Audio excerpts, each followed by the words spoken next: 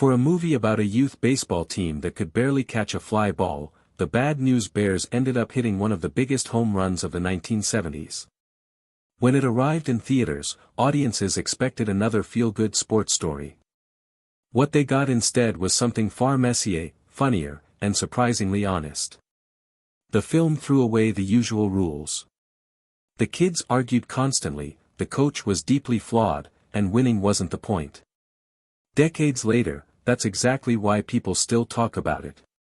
One of the most fascinating things about the movie is how different it almost looked. Before Walter Matthau stepped into the role of Coach Morris Buttermaker, several major Hollywood stars were reportedly considered. The filmmakers explored actors with much more polished screen personas, but none of them seemed to fit the exhausted, cynical energy the character required. Matthau brought something unique. He looked like a man who had seen every mistake possible and was too tired to pretend otherwise. The screenplay itself drew heavily from real experiences. Writer Bill Lancaster understood youth sports from the inside. Rather than creating a fantasy version of childhood competition, he leaned into the awkwardness, frustrations, and social dynamics that actually happen on playgrounds and baseball fields. That's why many scenes feel less like scripted comedy and more like moments pulled directly from memory. One young cast member became an instant standout. Tatum O'Neal's portrayal of Amanda Wurlitzer gave the film its competitive edge. Instead of relying entirely on movie tricks, she spent significant time learning how to pitch convincingly. The result was a performance that felt authentic whenever she took the mound. Audiences believed she could dominate a game because she genuinely looked like she belonged there. Then there was Kelly Leak, the rebellious star player who seemed too cool for everyone around him. The character became one of the most memorable figures in sports movie history.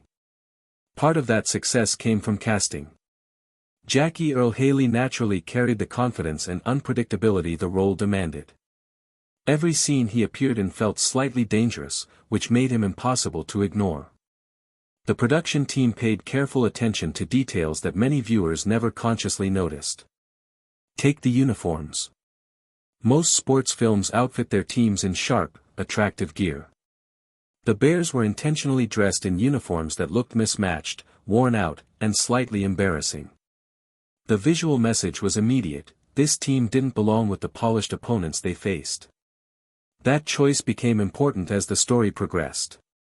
The team improved, but the uniforms never did. By the end, viewers weren't seeing sloppy uniforms anymore. They were seeing a group that had earned respect without changing who they were. Another reason the film made such an impact was its willingness to show kids behaving like actual kids. The dialogue often felt rough, spontaneous, and unfiltered. Some viewers found that refreshing. Others were shocked. Either way, people were talking about it. The movie sparked debates about what should and shouldn't appear in a family-oriented sports film. Looking back today, it's easy to forget how unusual that was. Many sports movies of the era presented childhood through a sanitized lens. The Bad News Bears chose realism instead. The children argued, insulted each other, and occasionally acted immature because, well, they were children. The ending remains one of the boldest choices in sports cinema. Most underdog stories build toward a championship victory. Audiences expect the dramatic comeback, the triumphant celebration, and the final trophy shot. This film went another direction. The Bears don't get the fairy tale finish. Instead, they discover something more meaningful. They learn that self-respect and friendship can matter more than a scoreboard. It was a risky decision, especially for a movie aimed partly at younger viewers, but it became one of the reasons the film endured.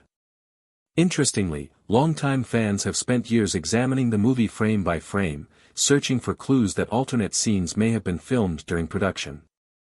Whether every theory is accurate or not, the discussions reveal how deeply audiences connected with the story. People don't analyze movies this closely unless those movies leave a lasting impression. The success of the original film eventually led to sequels, television adaptations, and a remake many years later. Yet none of them fully captured what made the first movie special. The original arrived at exactly the right moment and spoke with a voice that felt completely different from everything around it. Its influence can still be seen in modern sports comedies. The idea that a team doesn't have to win the championship to earn the audience's respect became far more common after The Bad News Bears. The film helped prove that character growth could be more satisfying than a trophy. Perhaps the movie's greatest achievement is that it treated its young characters like real people. They weren't miniature adults delivering life lessons. They were flawed, funny, emotional, and unpredictable. Their victories felt earned because their failures felt genuine. More than 4 decades later, the film remains a reminder that sports aren't always about winning. Sometimes they're about finding confidence, belonging somewhere, and discovering that success can look very different from what you imagined at the beginning of the season. That's a message that hasn't aged at all. And maybe that's why people continue returning to this scrappy little baseball movie. Beneath the jokes, arguments, and missed catches was a story about imperfect people learning how to believe in themselves.